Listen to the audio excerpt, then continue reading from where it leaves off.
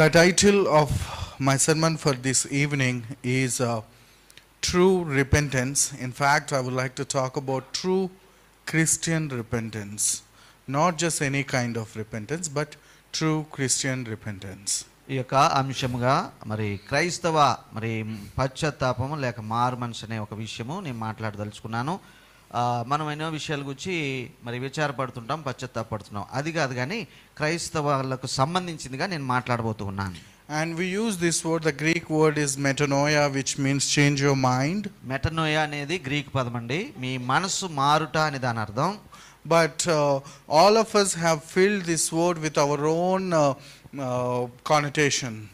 మరి ఆ యొక్క పదానికి అర్థము మనకు అర్థమైనట్టుగా మనం అర్థం చేసుకుంటూ ఉన్నాం. Many have their own definitions for this word. మరి ఈ మాటకు ఎవరికి వారి సొంత నిర్వచనాలు కలిగి ఉంటారు. But it is very important for us to understand what is Christian repentance, as we people who speak a lot about repentance. మరి మనమే ఎక్కువ సార్లు మారు మనసు గురించి మాట్లాడుతుంటాం కాబట్టి అసలు దీని నిజమైన అర్థం ఏమిటి అనేది మరి పరిశీలన చేయవచ్చు, చేయగలము. And in Christian faith and repentance become the conduit of our salvation, through which we can experience our salvation. మరి రక్షణ అనుభవాన్ని మనం పొందుకునేటప్పుడు ఈ యొక్క విశ్వాసము అలాగే మారు మనసు అనేవి వాటి ద్వారా ఈ రక్షణ మనం పొందుకుంటున్నాం కదా. The scripture portion which was read to us is a great scripture that speaks very clearly about Christian repentance. ఈ యొక్క చదవబడిన లేఖన భాగం పిల్లరా మరి క్రైస్తవ మారు మనసును గుర్చినటువంటి గొప్ప గొప్ప సంగతులు ఈ వచనాల్లో మనం చూడవచ్చు. It is very familiar to all of us. మరి ఈ యొక్క వచన భాగం కూడా మనకు బాగా పరిచయం అన్న వచన భాగమే. Many of us might have heard several sermons from this. మరి ఈ యొక్క వాక్య భాగం నుండి మనలో చాలా మంది చాలా ప్రసంగాలు మనం విని ఉండొచ్చు. But many a times we won't get to read and listen to what the scripture is literally trying to communicate. అయితే ఈ యొక్క మరి వేరు ప్రసంగాలు ఇందులో విని ఉండవచ్చు. అయితే ఎప్పుడైనా ఏ లేఖన భాగమైనా అందులో ఉన్న అసలు సిసలు విషయం ఏమిటనేది మరి పొందుకోవడం మనకు కొంచెం కష్టంగా ఉంటుంది. So for this evening I take my task as to connect you to the literal meaning of the scripture portion. మరి చదవబడిన లేఖన భాగం యొక్క అక్షరార్థమైన అర్థాన్ని, నిజమైన అర్థాన్ని ఈ సాయంకాలం మీకు చెప్పడానికి నేను ప్రయత్నం చేస్తాను. For some of you it can be a repetition. మరి మీలో కొంతమంది ఈ మాటలు ఇప్పటికే విని ఉండవచ్చును. But some of you it may be new. మరి కొంతమంది కొత్తగా ఇప్పుడే వింటున్నామన్నట్టుగా మీరు వినవచ్చు. However, it is very important for us to focus on these words and try to understand. మరి ఏది ఏమైనా రెండవసారి వింటున్నా మొదటిసారిగా వింటున్నా ఈ వాక్యాల మీద ధ్యానం ఉంచాలని నేను మనవి చేస్తూ ఉన్నాను. The scripture reading, it was read from 4, but actually would like to take from 1. మరి 4వ వచనం నుండి మనం చదువుకోవడం జరిగింది. అయితే మొదటి వచనం నుండి మనం చూస్తే the first word verse 1 starts with, finally my brethren rejoice in the Lord, for me to write the same things to you is not tedious, but for you it is safe. మరి ఆ యొక్క మొదటి వచనము ఇలాగ రాయబడిందండి. మెట్టుకున్న సహోదరులారా ప్రభునందు ఆనందించుడి, అదే సంగతులను మీకు రాయటం నాకు కష్టమైనది కాదు, మీకు అది క్షేమకరము. Rejoice in the Lord. మరి ఆనందించండి ప్రభునందు. One of the main theme from book of Philippians is to rejoice. మరి ఫిలిప్పీలకు రాసిన పత్రికలో ఉన్నటువంటి ఒక అంతరార్థం ఏమిటంటే మాటిమాటికి చెప్పిన సంగతి ఏమిటంటే ప్రభునందు ఆనందించండి అని. And for Christians, rejoicing is a commandment to మరి us. అలాగే క్రైస్తవులకు పిల్లరా సంతోషించడం లేక ఆనందించడం అనేది ఒక ఆజ్ఞగా అది చెప్పబడింది. And it is not just to rejoice for anything and everything. మరి ఆ విషయం కూర్చో ఈ విషయం కూర్చో సంతోషించడం అని కాదు కానీ but Apostle Paul regularly says, rejoice in the Lord. For being in the Lord you should rejoice. For what does it mean to be in the Lord? Let us rejoice. For what we are going to be, because we are in the Lord, we rejoice. మరి అయితే ఆ విషయం గురించి ఈ విషయం గురించి మీరు ఆనందపట్టు కాదు కానీ ప్రభునందు ఆనందించండి, ప్రభునందు ఉండిన దానిని బట్టి ఆనందించండి అని చెప్పే ప్రయత్నాన్ని చేస్తూ ఉన్నారు. And next verse is very important. It says, for me to write the same things to you is not tedious. మరి అదే సంగతులను మీకు రాయటం నాకు కష్టమైనది కాదు అంటున్నాడు. Which means that Apostle Paul considered what he is going to speak is so very important. He doesn't matter how many times he said, he will repeat it any number of times, because it is so very essential. That's why even at the end of his life, because this is a prison epistle, end of his life also he wants to repeat the same things and tell us. మరి ఈ యొక్క పత్రికను మీరు చూస్తే పౌలు గారు జైల్లో ఉన్నప్పుడు రాయబడ్డారని చెప్పబడుతుంది. ఈ యొక్క నేను మీకు ఇదే సంగతి మరలా నేను చెప్తున్నాను, ఎందుకంటే ఇది ప్రాముఖ్యమైనది, మీరు ప్రభునందు ఆనందించాలి, ఇది నేను మీకు ఎన్నిసార్లైనా నేను చెప్పి మిమ్మల్ని ప్రేరేపిస్తాను అన్నట్టుగా ఆయన చెప్తూ ఉన్నాడు. And whatever he is going to say is so important that he will tell any number of times. మరి ఆయన చెప్పేది ప్రముఖమైన విషయం కాబట్టి ఎన్నిసార్లు అయినా నేను చెప్పడానికి సిద్ధంగా ఉన్నాను అన్నటువంటి విషయం. This explains us the kind of concern he is giving to this particular matter and how important he considers it, this particular matter in all our lives. మరి ఈ యొక్క ప్రభునందు ఆనందించుట అనే విషయము మన జీవితాల్లో పిల్లలు ఎంత ప్రాముఖ్యమైనదో చెప్పడానికనే ఉద్దేశంతోనే ఆయన మరలా అన్నట్టుగా ఈ విషయాన్ని లేవనెత్తుచూ చెప్తూ ఉన్నాడు. Not rejoicing in the Lord, I'm not talking about it, I'm talking about the repentance thing which he is speaking later. మరి అలాగే ప్రభునందు ఆనందించుట, అలాగే మారు మనసు పొందటము అనేటువంటిది ప్రముఖమైనది. And then he said that he is going to repeatedly say these without he doesn't feel tedious, because it is safe for us to know. మరి అంత మాత్రమే కాదు, అది మీకు క్షేమకరము అనే మాట కూడా మీరు గమనించవచ్చు. So if you interpret it in contrast, it tells us it is dangerous for us to be unaware of it. మరి క్షేమకరము ఇది మీరు తెలుసుకోవడం అంటుంటే దాని అర్థం ఏమిటండి? ఇది మీరు తెలుసుకోకపోతే మీరు అపాయంలో పడతారు అన్నట్టుగా. So understanding what true repentance, what true Christianity is about is so very essential. If we don't know about it, we are in danger. మరి కాబట్టి మారు మనసు పొందటం అనేది ఎంత ప్రముఖమో ఏమంటే ప్రాముఖ్యమో అర్థం చేసుకోవాలి. ఒకవేళ మారు మనసు పొందకపోతే అది ఎంత అపాయకరమో అనే విషయం కూడా ఈ మాటల్లోంచి ఆయన చెప్తూ వస్తున్నాడు. This scripture portion can be divided into 4 parts. మరి ఈ యొక్క లేఖన భాగాన్ని 4 భాగాలుగా మనం విభజించుకోవచ్చండి. In the first part he speaks about what is false Christianity or false repentance, and he speaks about some people. మరి అక్కడ మొదటి భాగంలో మీరు చూసినట్లయితే అబద్ధ క్రైస్తత్వము లేదంటే కొంతమంది అబద్ధ బోధకుల గురించి ఆయన మాట్లాడుతూ ఉన్నాడు 2వ వచనంలో. And then he speaks about what is circumcision, true circumcision or true repentance is. మరి అలాగే నిజమైన పశ్చాత్తాపం అంటే ఏమిటి, ఏమండి ఆ యొక్క సున్నతి ఆచారాన్ని ఎందుకు వారు అనుసరిస్తూ వచ్చారనేటువంటి చెప్తూ వస్తున్నాడు. And then he explains who he used to be. మరి ఆ తర్వాత ఆయన చెప్తున్నాడు 3వ భాగంలో ఆయన ఏమై ఉండేనో ఇంతకు పూర్వం అది చెప్పుకుంటూ వస్తున్నాడు. And then who he wants to become. మరి అలాగే 4వ భాగంలో ఆయన ఏమై ఉండగోరుతున్నాడో ఆ విషయాన్ని చెబుతూ వస్తున్నాడు. So the first one is talking about false repentance. మరి ఆ యొక్క ప్రారంభ భాగంలో మనం చూసినట్లయితే ఏది నిజమైన మారు మనసు కాదో దానిని గురించి మాట్లాడుచున్నాడు. And he also speaks about false Christianity. మరి అలాగే అబద్ధపు క్రైస్తత్వము సరికాని క్రైస్తవ భక్తిని గురించి కూడా ఆయన మాట్లాడుతున్నాడు. In order to explain this, he is talking about few people. మరి ఈ యొక్క విషయాన్ని మరి వివరం చేయడానికి ఆయన కొంతమంది పేర్లు మరి కొంతమందిని గురించి మాట్లాడుచున్నాడు. And he uses very strong language. మరి వారిని గురించి విభేదిస్తూ వారిని మరి గట్టి మాటలతోనే హెచ్చరిస్తున్నాడు. First thing he says is beware of dogs. మరి చూడండి వారిని అన్న మాట చూడండి, కుక్కల విషయమే జాగ్రత్తగా ఉండండి. Beware of evil workers. మరి దుష్టులైన పనివారి విషయమే జాగ్రత్తగా ఉండండి. Beware of the mutilation. మరి ఆ యొక్క ఛాదనను ఆచరించే వారి విషయమే మీరు జాగ్రత్తగా ఉండండి. There are people regarding whom Apostle Paul calls them dogs. మరి కొంతమంది ప్రజలు ఆయనకు ఎదురయ్యారండి, అబద్ధాలు చెబుతూ వారిని అంటున్నాడు వారి కుక్కలు సుమా వారి జోలికి పోవద్దు అన్నట్టుగా. Dogs are the most disregarded and hated status for Jews. మరి యూదుల విషయంలో మనం చూస్తే పిల్లరా కుక్కలను వారు ఎంతో అసహించుకుంటారు, వారు వాటిని అసలు దగ్గరికి చేరనివారు, వారి యొక్క విధానం అది. And even in our culture we say kukka chavu, kukkalagu bratukutavu, these kind of language that is talking about what kind of the kind of disregard they have for dog status. మరి ఆ యొక్క కుక్కల గూర్చినటువంటి కొంచెం మరి తగ్గించి చెప్పడం అనే విషయాన్ని ఆ కుక్కలతో వారు పోలుస్తున్నారు. He is talking about few people and he is calling them dogs, evil workers and mutilators. మరి చూసినట్లయితే చూడండి ఆ 2వ వచనంలో కుక్కలు అంటున్నాడు, దుష్టులైన పనివారు అంటున్నాడు, అలాగే ఒక ఛేదనను వారు ఆచరిస్తున్నారు అని వారి గురించి చెప్తూ ఉన్నాడు. Who are these people? ఎవరండి వీళ్ళు నిజానికి? These are the people they are actually in Judah, they were Jews. మరి నిజానికి వీరిని గమనిస్తే వీరు యూదుల్లో ఉన్నవారు, and they became Christians. మరి ఇప్పుడు వారు క్రైస్తత్వాన్ని స్వీకరించారు. After becoming Christians, మరి క్రైస్తవులుగా మారి ప్రభుని అంగీకరించిన తర్వాత and they saw Gentiles coming into faith into the church. మరి సంఘంలో అన్ని జాతిలోంచి వారు కూడా ప్రభువుని నమ్ముకుని సభ్యులుగా చేరటం చూసిన తర్వాత looking at these Gentiles, ఆ యొక్క అన్యులను చూచి they felt uncomfortable, మరి వారికి ఇబ్బంది పడ్డారు వాళ్ళు.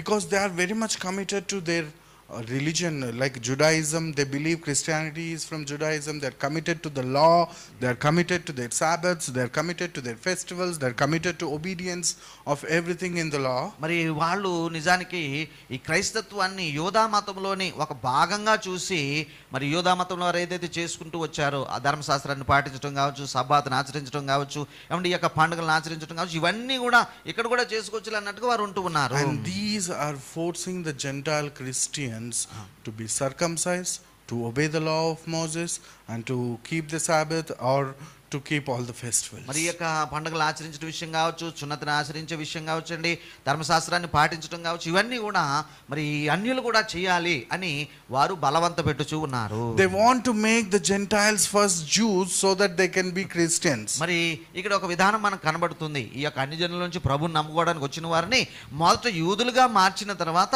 వారిని క్రైస్తత్వంలోనికి తీసుకోవాలన్నట్టుగా వారు ప్రవర్తిస్తున్నారు. And about them, Apostle Paul is using this language. మరి అటువంటి విధానమును ఎవరైతే చూపించారో పిల్లరా, వారి విషయమే పౌలు గారు ఈ యొక్క గట్టి మాటలను హెచ్చరిస్తూ ఉన్నారు. He is not talking about people, Gentile people.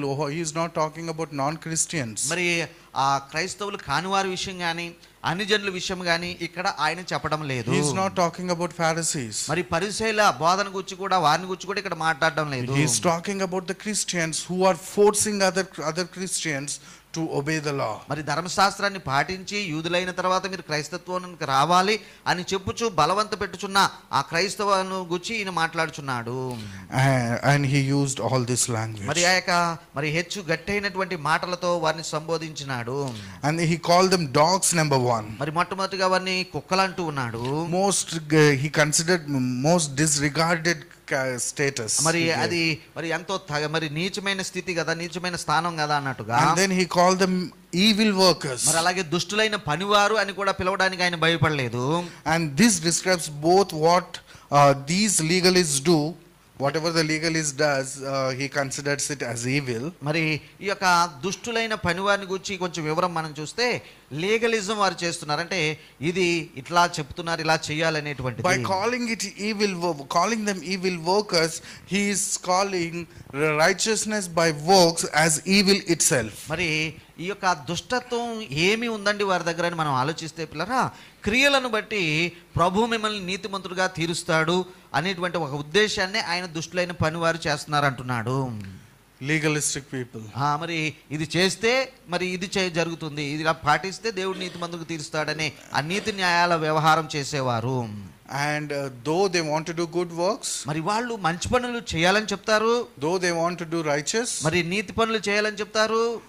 If it is self-righteousness, if it is based on the flesh and the law, he calls it evil. మరి శరీరాన్ని ఆస్పదం చేసుకుని అంటే స్వకీయ మహిమ కొరకు కానీ వారు ఏదైనా చేసినట్లయితే దాన్ని ఆయన దుష్టత్వము, ఆరు దుష్టులైన పనివారని చెప్తున్నారు. And these people are cranks of church. మరి ఆ యొక్క ఒక పదాన్ని వాడుతున్నాడు, సంఘంలో మరి చెడ పురుగులు అంటారు చూడండి, అట్లా అంటున్నాడు ఆయన.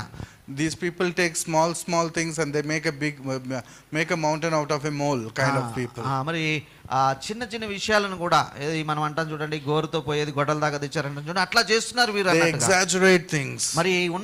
మరి ఉన్నది కొంచెమైతే చాలా పెద్దగా చేసి వారు And they trouble people. మరి ఇతరులకు సమస్యను కలిగిస్తూ ఉన్నారు. So they trouble people for not giving tithe in the mint, for example, like the Pharisees. పరిసయ్యులు ఏం చేస్తారు, ఆ యొక్క సోంపులోను కొత్తిమీరలోను పిల్లరా దశభాగం ఇస్తారు కదా, అది ఇవ్వకపోతే మరి ఎట్లా అని మరి బోధించే విధానము. And he tells, beware of the mutilation. Whatever they are doing, he considers it as mutilation. మరి ఛేదన అనే పేరును లేదంటే ఆ పదాన్ని కూడా ఆయన వాడుతున్నారు. వారు చేసేది ఇది ఒక మరి విభాగింపు అని కూడా చెప్తూ ఉన్నాడు. These people did not deny that Jesus was the Messiah. మరి ఈ యొక్క యూద క్రైస్తవులండి యేసుక్రీస్తును మెస్సియాగా అంగీకరించారు, కాదనలేదు మరి. And that his gospel was the power of God unto salvation. మరి ఆయన సువార్తలో ఒక వ్యక్తిని రక్షించడానికి శక్తి ఉందని నమ్మిన వారే. But they insisted the Gentile converts they can only become full Christians, and they can only experience the privileges of gospel unless they obey the law of Moses. మరి మోషే ధర్మశాస్త్రమును వారు పాటిస్తే తప్ప మీరు ప్రభు యొక్క కృపను పొందుకోలేరు, లేదంటే నీతిని పొందుకోలేరు అన్నట్టుగా వారు మాట్లాడుకుంటూ వస్తున్నారు. అదే ఈ ఛేదన. And doing such work he is calling mutilation. మరి దానినే మనము పౌలు గారి మాటలు ఏమంటున్నాడంటే ఈ విభాగము లేక ఛేదన అని పిలుస్తూ ఉన్నాడు. He disregarded them to such a level, he did not even consider their circumcision. మరి వారిని ఎట్లా చెప్పాడంటే వీరు అసలు సున్నతి పొందిన వారిలోంచే లెక్కలోంచి తీసేశాడు అన్నట్టుగా. They are not the true circumcised people. మరి వీరు పొందిన శరీర సంబంధమైనది సరైనది కాదు అన్నట్టుగా ఆయన చెప్తూ ఉన్నాడు. So that Christianity, that repentance is not the true Christian repentance. అటువంటి క్రియలను ఆధారం చేసుకుని నీతిమంతులుగా తీర్చబడటం అనే క్రైస్తత్వం అది సరైనది కాదు అని చెప్పకనే ఆయన చెప్తూ ఉన్నాడు. And he talks about as, you see, these people are dogs and evil workers, but we are the true circumcision. అయితే వారిని దుష్టులనియు కుక్కలనియు ఈ మాటలన్నీ చెప్పి వారిని బోధించి హెచ్చరించి మన దగ్గర అసలు సిసలు సున్నతి ఆచారాన్ని పాటించేవారు మనమే అని చెప్తూ ఉన్నాడు. Here he speaks about, second part, he speaks about the true repentance. మరి ఇక్కడ రెండవ భాగంలో ఆయన అసలు సిసలైన మారు మనసును గురించి ఆయన మాట్లాడుతూ ఉన్నాడు. And he calls, we are the circumcision who worship God in the spirit, rejoice in Christ Jesus, and have no confidence in the flesh. మరి ఆ శరీరమును ఆస్పదం చేసుకోకుండా దేవుని యొక్క ఆత్మ వలన ఆరాధించుచు యేసుక్రీస్తునందు మరి అతిశయపడాలని చెప్తూ ఉన్నాడు. So how does a true repentance look like? మరి నిజమైన మారు మనసు ఎలా కనబడుతుందండి? True repentance look like when we worship God in the spirit, not in the flesh. మరి ఆ శరీరాన్ని ఆస్పదం చేసుకుని శరీర క్రియలను ఆధారం చేసుకుని ఆరాధించేది కాదు గాని ఆత్మతో ఆరాధించేదే అసలు సిసలు మారు మనసు. Worshipping in the flesh can be worshipping through rituals, worshipping through various acts that we do, worshipping through our own morality or what not. మరి స్వనీతిని ఆధారం చేసుకునో ఏదైనా ఒక పద్ధతినో ఏదైనా ఒక మరి ఆచారాన్నో పాటిస్తూ ఆరాధన చేసుకోవడం అనేది ఆ విభాగం కిందికి వస్తుంది. I am not saying doing good works and rituals is bad. మరి ఇక్కడ మీరు ఆచారాలు లేదంటే ఏదైనా మంచి పనులు పుణ్యకార్యాలు చేయటము తప్పని చెప్పడం నా ఉద్దేశం కాదు. He is saying depending on them for righteousness. Yeah. That is he is calling religion, and he is completely rejecting it. మరి అయితే ఆ కార్యాల మీదనే ఆ యొక్క ఆచారాల మీదనే ఆ యొక్క కర్మకాండాల మీదనే ఆధారపడి నేను నీతిమంతుడిగా తీర్చబడతానన్న ఉద్దేశాన్ని ఆయన ఇక్కడ ఖండిస్తున్నాడు. Even as Christians, if we think that we are doing good by shouting hallelujah, singing loud for the Lord, carrying the Bible and wearing white and white, and these things only, reading more and more scripture, thinking that it will make me holy, it will make me come close to God, it will make me more favorable child to God, then that becomes a religion. That is self-righteousness, which Apostle Paul is hating, and to them he is calling dogs. మరి ఎవరైతే మరి బాహ్య రూపాన్ని బట్టి అన్నట్టుగా ఏదైనా తెల్లని బట్టలు వేసుకుంటేనే భక్తులు అన్నట్టుగా అంటే హల్లెలూయా స్తోత్రం స్తుతి అని గట్టిగా మాట్లాడితేనే ప్రభువుకు దగ్గర అవుతాం అన్నట్టుగా ఇటువంటి బాహ్య రూపమైన విషయాల మీద ఆధారపడుతూ వాటినే హెచ్చుగా చేసుకుంటూ ఆ మాటకు వస్తే ఎక్కువగా బైబిల్ చదివితే అన్నట్టుగా కూడా మరి చేసుకుంటూ వస్తే వారిని ఆయన ఖండిస్తున్నాడు. But if you feel that you are completely dependent on God, there is nothing that I have I can offer to you, I completely rely on you, I need your grace, I need your favor, I am not qualified even to I don't think I'll be able to worship you by myself. Your spirit is required so that I may be able to worship. It is an honor for me. It is not something that I offer to you. My worship is not offering to you. My worship is an honor for me to participate. If you have such conscience, that is what true repentance is మరి about. నిజమైన పశ్చాత్తాపం లేక మారు మనసు ఏమిటంటే పిల్లరా, ప్రభువా నేను చేసేదేమి లేదు, లేదంటే నేను తీసుకొచ్చి నిన్ను ప్రసన్నుని చేసేదేమి లేదు, కానీ నీ మీద ఆధారపడుతున్నాను, నీ కృప మీద ఆధారపడుతున్నాను, నీ కృప మీద మాత్రమే ఆధారపడి నేను నిన్ను ఆరాధిస్తున్నాను అని చెప్పడమే అసలు సిసలైన ఆరాధన అనిపించుకుంటుంది. And second step for the true repentance is who rejoice in Christ Jesus. మరి ఈ యొక్క నిజమైన మారు మనసులో రెండో భాగం ఉందండి. అదేమిటంటే క్రీస్తు యేసునందు ఆనందించుట, which means that being content with Jesus. యేసు ప్రభును కలిగి ఉన్నందుకు సంతృప్తిగా ఉండుట. Jesus is enough for me. మరి యేసు ప్రభు నాకు సరిపోయిన వాడని ఆలోచించడం. Jesus plus anything is zero or nothing. మరి పిల్లరా, యేసు సరిపోయిన వాడు సరిపోతాడు అనుకుంటే సంతృప్తి, యేసు ప్రభుతో పాటు అది కావాలి ఇది కావాలనుకుంటే అది శూన్యముగా మిగులుతుంది. Jesus plus our righteous works equal to zero. మరి యేసు ప్రభు కావాలి, ఇదిగో నా స్వనీతి కార్యాలు కూడా నేను చేస్తానంటే అది ఎన్నికలోనికి రాదండి. Jesus plus zero equal to everything. పిల్లరా, యేసు ప్రభుతో ఏమి కలపకపోయినా పర్వాలేదు, అదే సమస్తముగా ఉంటుంది, యేసు మనకు చాలును అన్నట్టుగా. True Christianity leads us towards Jesus, and Jesus is enough and nothing else. పిల్లరా, నిజమైన మారు మనసు అనేది యేసు ఒక్కడు నాకు చాలు, యేసు ఒక్కడు నాకు చాలు అనేటువంటి ఉద్దేశానికి మనలను నడిపిస్తుంది. And we believe in Jesus. మనందరం కూడా ప్రభువైన యేసుక్రీస్తునందు But many a times in విశ్వాసం psychologically we won't be satisfied. Oh, only can we be saved just because we believe in Jesus? There must be something done. మన మనసు అప్పుడప్పుడు అంటుంది, యేసునందు విశ్వాసం ఉంచాం, రక్షించబడ్డాం, అయితే సరిపోతుందా, నేను నిజంగా రక్షించబడ్డానా, ఇంకా ఏమైనా చేయలేమో అని మన మనసు మనకు అనిపిస్తూ ఉంటుంది. If we think that we need to do something in order to be saved along with Jesus, people say no, if you do your best, God does the rest. If you bring that into our salvation, then that is a religion, that is not true Christian repentance. మరి నీవు శ్రేష్టమైన రీతిలో నువ్వు చెయ్యి, మిగిలింది దేవుడు చేస్తాడన్నట్టుగా ఉండేది మారు మనసు విషయంలోనూ రక్షణ విషయంలోనూ సరి అయిన మాట కాదండి. ఎందుకంటే రక్షణ విషయంలో మనం సంపూర్తిగా దేవుడి మీద ఆధారపడి ఉండాలి. Saved only by grace in Jesus Christ. క్రీస్తు యేసు అనుగ్రహిస్తున్న కృపను బట్టే మనందరము రక్షించబడుతూ ఉన్నాము. That is true Christian repentance. అదే నిజమైన క్రైస్తవ మారు మనసు లేక రక్షణ అనిపించుకుంటుంది. Christ plus nothing. మరి క్రీస్తుకు వేరేది చేర్చడానికి లేదు రక్షణ పొందటానికి. And the third thing in true repentance is having no confidence in the flesh. మరి అలాగే పిల్లరా, ఆ యొక్క నిజమైన మారు మనసులో మూడో భాగాన్ని మీరు చూసినట్లయితే శరీరమును ఏమాత్రము కూడా ఆనుకోదు లేక ఆస్పదము చేసుకోకుండా ఉంటుంది. And many a times some Christians do speak about their assurance of salvation. మరి చాలా మంది క్రైస్తవులు పిల్లరా రక్షణ నిశ్చయతను గురించి ఎక్కువ సార్లు మాట్లాడుతూ ఉంటారు. No problem, I believed in Jesus, even if I die now I am going to be with the Lord. మరి రక్షణ నిశ్చయత అంటే ఏమిటంటే, ఇదిగో నేను ప్రభువైన యేసుక్రీస్తునందు విశ్వాసం ఉంచాను, ఈ క్షణాన్ని ఏదైనా జరిగి నేను చనిపోతే నేను మరుక్షణం పరలోకంలో ఉంటాను లేక ప్రభు దగ్గర ఉంటానని నిశ్చయము. And if you ask them why, ఎందుకు అలాగ అంటున్నారండి అని మనం అడిగితే, if they say I believe in Jesus, నేను యేసుక్రీస్తునందు విశ్వాసం ఉంచాను, and if they say that is not true repentance, that's not true repentance. మరి అది నిజమైన మారు మనసు అనిపించుకోవదండి. Please keep your stones in your pocket, I have something to add also. మరి ఇంకా నేను వివరించేది పూర్తిగా వినండి, ఆ తర్వాత మీరు నన్ను మరి ప్రశ్నలు అడుగుదురు లేదంటే రాళ్ళు ఇచ్చుకూడదురు.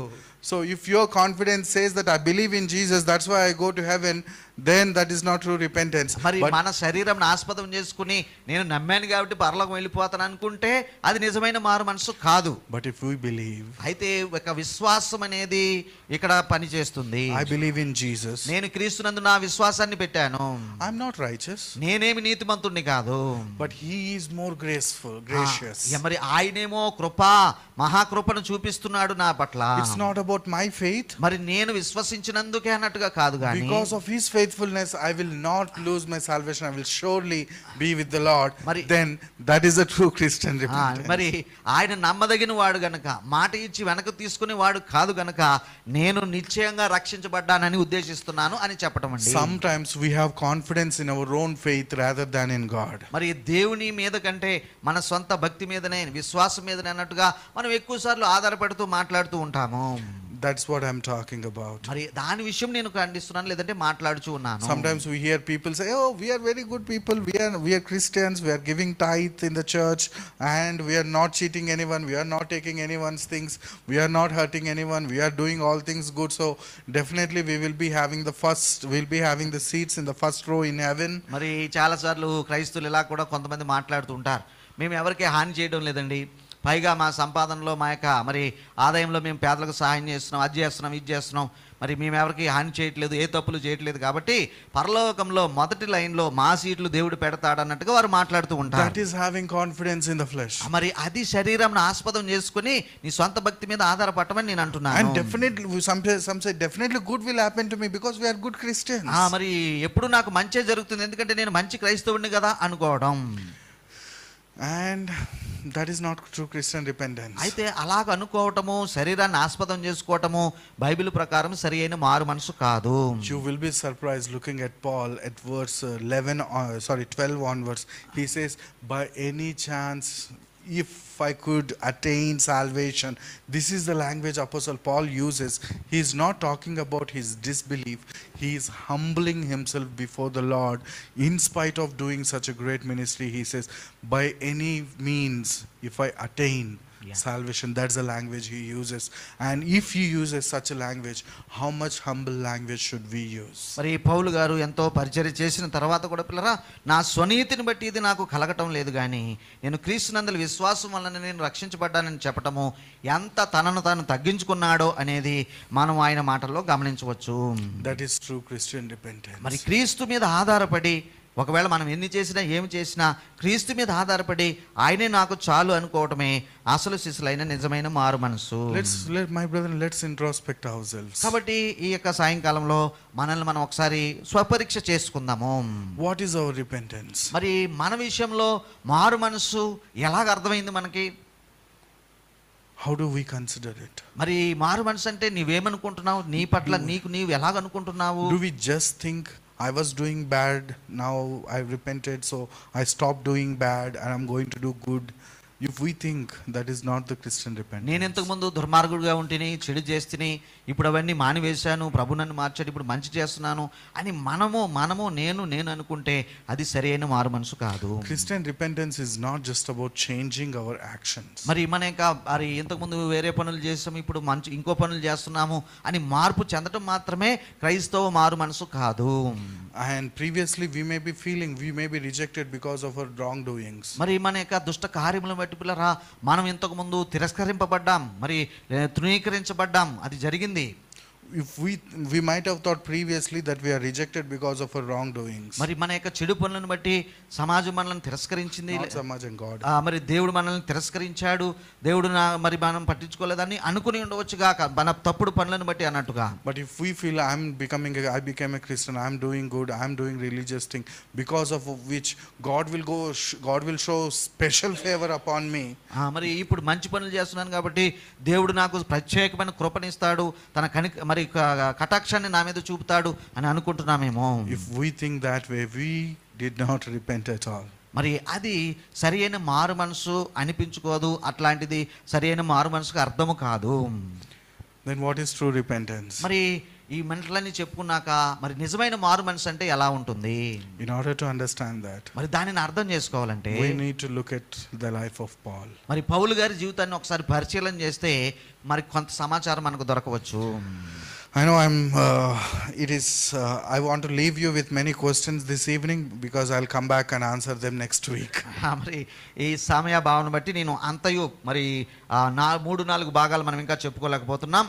మీకు ఎన్నో ప్రశ్నలు రావచ్చు, కానీ వాటిని నేను మరి మరో సమయంలో మరో వారం అన్నట్టుగా నేను మీకు వాటిని మరి చెప్తాను. So overall what I would like to say this evening is this. కాబట్టి ముగింపులో నేను చెప్పదలుచుకున్న కొన్ని మాటలు ఏమిటంటే, if we think we will be accepted or rejected based on our works, then we are not repented yet. మన స్వనీతి క్రియలను బట్టి మనం మార్చుకున్న విధానం బట్టి నేను మారు మనసు పొందాను అనుకుంటే అది సరి అనేది కాదు. If we think we are rejected because of our bad doing, we are not repented. And if we think we will be accepted because we are doing something good and great, then we are not repented. మరి నా చెడు పనులను బట్టి నేను దేవుని చేత తిరస్కరింపబడ్డాను, ఇప్పుడు మంచి క్రియలు చేస్తున్నాను కాబట్టి దేవుడు నాకు కృపను కటాక్షాన్ని చూపుతాడు అనుకోవటం కూడా సరి అనేది కాదండి. That's not true repentance. అది సరైన మారు మనసు అనిపించుకోదు. What is true repentance look like? మరి ఏది నిజమైన మారు మనసుగా మరి మనం అర్థం చేసుకోవాలంటే, in one single line, ఒక మాటలో చెప్పాలంటే, I am helpless, నేను నిస్సహాయుని ప్రభువా, I depend on you Jesus, యేసు ప్రభువా నీ మీదనే నేను సంపూర్తిగా ఆధారపడుతున్నాను, and nothing else. మరి ఇక వేరే ఏ ఆధారము నాకు లేదు. That is what true Christian repentance is. మరి నిజమైన క్రైస్తవ మారు మనసు అలా చెప్పటమేనండి, అలాగ ఆధారపడటమే. And how does it look? We'll explore it next Sunday. మరి ఇది ఎలా కనబడుతుందో మిగిలిన 3-4 భాగాలు మరో వారంలో మనం తెలుసుకుందాము. May God bless you. దేవుడు మనందరినీ దీవించును గాక.